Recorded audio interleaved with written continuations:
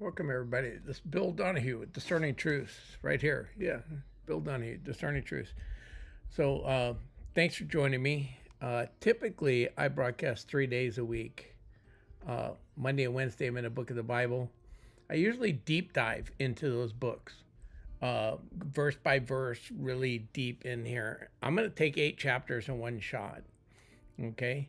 Now, the reason I'm putting up my card today, I usually do this at the end, is I'm going to use a video on here that I don't know YouTube's going to allow. So at some point later on in this thing, I'm going to click YouTube off, okay? Just because I don't want to strike. I don't know what's going on. So if you're really interested in this, I would take the chance now and switch. Go to Pilled, DLive, Rumble, somewhere, and watch the stream uninterrupted, because in the middle of the stream, when I play a video that I did not create, I just don't know what that's going to do on YouTube's policies. Okay. On the introductory video, it still shows me on Twitch and Facebook. Zuckerberg banned me from Facebook for life.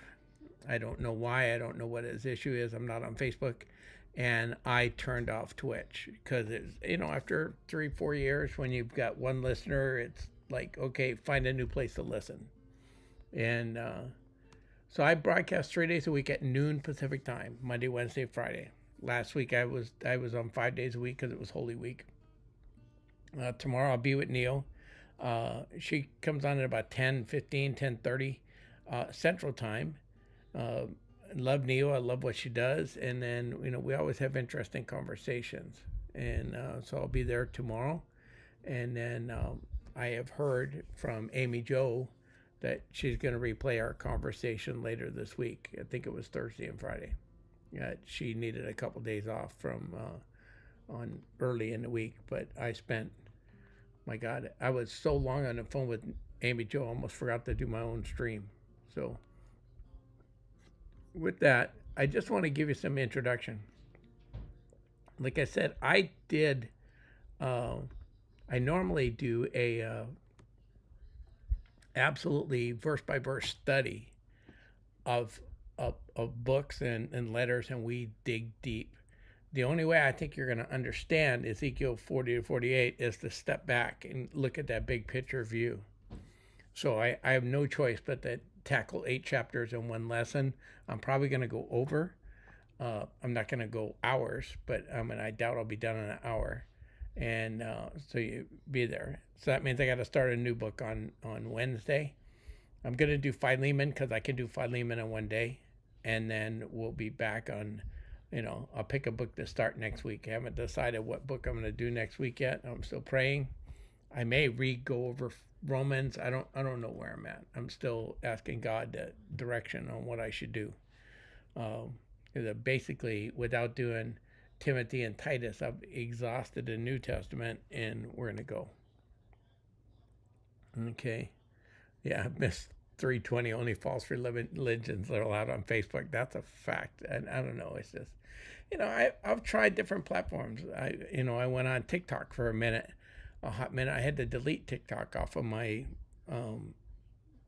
social media thing. It was just not my cup of tea.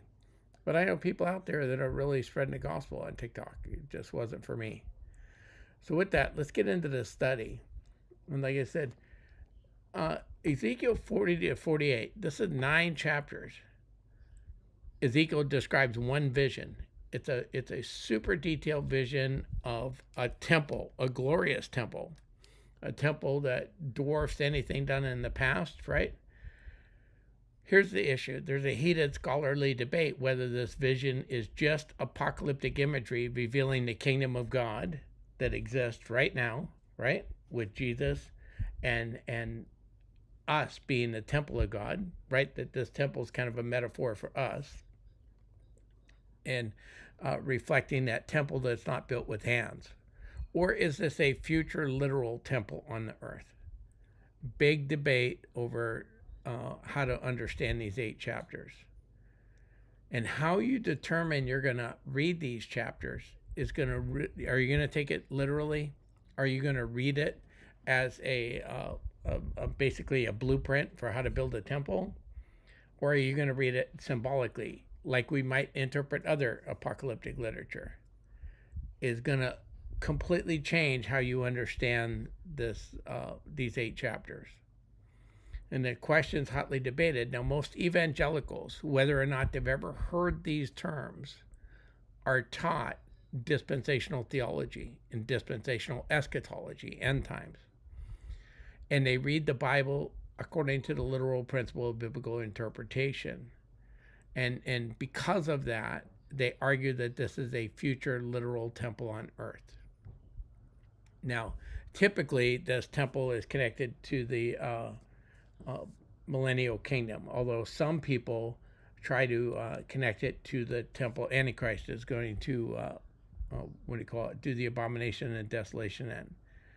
But so I'm going to tell you, Ezekiel's vision in these 9 chapters has been interpreted numerous different ways by numerous people, and they all don't agree. So here's a couple different ways that this has been interpreted. That this is a literal temple in the millennial kingdom. Now I'm going to tip my hand that I believe that may be the case. Okay. If there's a literal millennial kingdom, which I'm 55%, I'm above half that I still hold on to a literal millennial kingdom. If that's true, this may be a literal building. Okay. And so if you hold that position, this vision provides very detailed description of that temple. Is it apocalyptic imagery? And the vision's part of an apocalyptic genre of books, right? It using vivid symbolic imagery to convey the hope and divine sovereignty. The temple represents God's ultimate victory and as cosmic renewal of creation, and not necessarily a physical building. Well, I'm going to tell you, that might also be true, right? Even if it's a literal temple, it could still be apocalyptic imagery used to create those things. Is it symbolic spiritual interpretation? Does the vision represent spiritual truths or an idealized worship of God rather than a physical structure? The detailed measurements of the structure symbolize God's presence, holiness, and order in the life of his people, and may reflect a restored relationship between God and Israel, or the church in the new temple, which is the new temple of God's presence. Is it symbolic? Is it an idealized restoration of Israel? Does the vision depict an idealized blueprint for the restored Israel after the Babylonian exile, emphasizing God's desire for proper worship and covenant faithfulness? Does it serve as a theological model for a post-exile community, right, to aspire to, even if they don't literally build it? Was this never meant to be a literal building, but just an idealized view to present a thing? Is it eschatological? Does it deal with the end times, but not in a literal way? The temple is seen as a metaphor for the ultimate fulfillment of God's kingdom in the eschaton, the end times, not tied to a specific millennial period. It symbolizes the perfect, eternal dwelling of God within humanity, as seen in Revelation 21 and 22, where no physical temple exists because God himself is the temple. And that's the case in Revelation 21 and 22. So this argument saying that it's picturing that time in a temple, but it's not a literal temple. Now, is it a historical context? Is it an unfulfilled plan? Did God give Ezekiel this plan with the intention that the Jews should rebuild this temple, but they just never did, right? And that they didn't have the resources, or they had political obstacles, or they just didn't have enough faith, and they failed to obey God. Is that what this is? This is what God saying the temple should look like, but they never actually built that temple? And just so you know, the plans for a third temple right now by the Temple Institute do not match these details, right? They have no intention of building this temple. Okay? So let's kind of dig down on the apocalyptic vision of a future literal temple. And this view holds that Ezekiel described a literal physical temple to be built in the future, often associated with the millennial kingdom, or a restored Israel in a future era. Okay? Now, the reasons they hold this is the instructions in here are super detailed. Make this many cubits, that many cubits, whatever. It's like an architect describing you what to build. And it very much sounds like the details that were given to Moses to build the tabernacle, right? Or even Solomon's temple in 1 Kings. The level of detail suggests a blueprint for an actual structure rather than a symbolic one. The strongest argument for this literal thing is the fact of how detailed it is, right?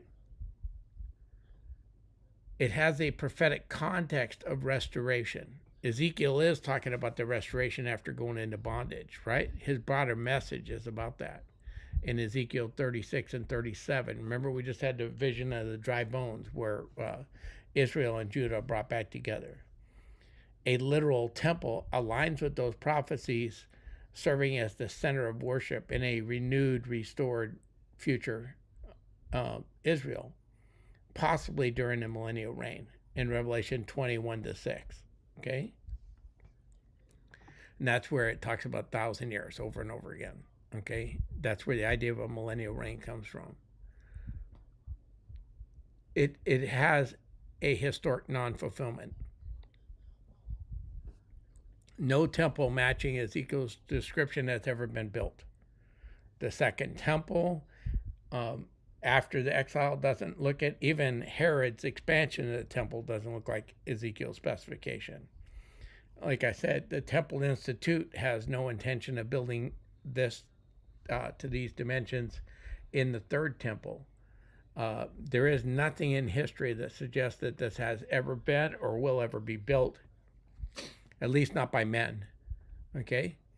And one reason that they try to put it in the millennial kingdom is there's things in this temple, like a river flowing out of it, that would be super hard for mankind to build, right? I guess you could pump water up into it and make a river flow out of it, but the river starts small and gets bigger. It doesn't really fit with that. Now, they also hold to a literal interpretation of the topography. In the division includes specific geographical change, like the river flowing from the temple and altering the land. That's in Ezekiel 47, 1 to 12. Proponents argue that these could be miraculous transformations, accompanying a future divine intervention, consistent with a literal temple. That God's going to come back and make this temple, and he's going to make these geological changes. They argue that it's theologically consistent with Jewish views of the end times. And some interpreters, particularly in dispensational theology, that's what is taught in most seminaries today in the United States. That's what most, if you call yourself an evangelical or you go to a non-denominational church, you are almost certainly being taught dispensational theology. And they view Ezekiel's temple as part of God's plan for a future earthly kingdom where national and ethnic Israel is restored, complete with a functioning temple and a sacrificial system distinct from the church age. Now remember, dispensational theology holds that the church age is like a pause in God's plan for Israel, that he was dealing with Israel, did a pause, we got a church age for an indeterminate amount of time, and then he starts the stopwatch again and he finishes dealing with Israel. Okay?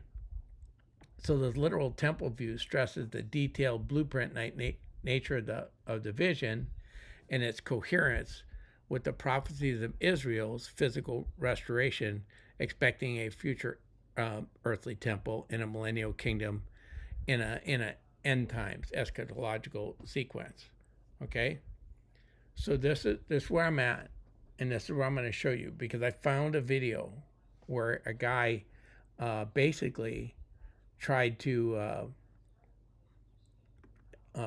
rebuild this temple according to this, or draw it on a CAD program using these dimensions. Now I will tell you, I did notice in the 3D animation that this guy is playing fast and loose with his dimensions, because at one point he's using a cubic at 16.6 inches, in another spot he's using at 20.4. I don't know if this was just a mistake or if he had to play with the numbers to make everything fit. But you can find various lengths of the cubic in the ancient world that range from about 15 inches to about 20.6 inches. I typically use 18 inches. It's the one I use the most because it's kind of mid-range and, works out for a lot of different things. But we're not 100% certain what cubic the Jews used. We think it was probably the sacred cubit that is also used in Egypt. But this drawing uses the thing. So with that, like I told you before, I am going to be switching YouTube off. So right now, if you want to watch the rest of the stream, go to one of these channels and turn it on over there, because you're not going to be able to see that from here. Okay? So goodbye, YouTube.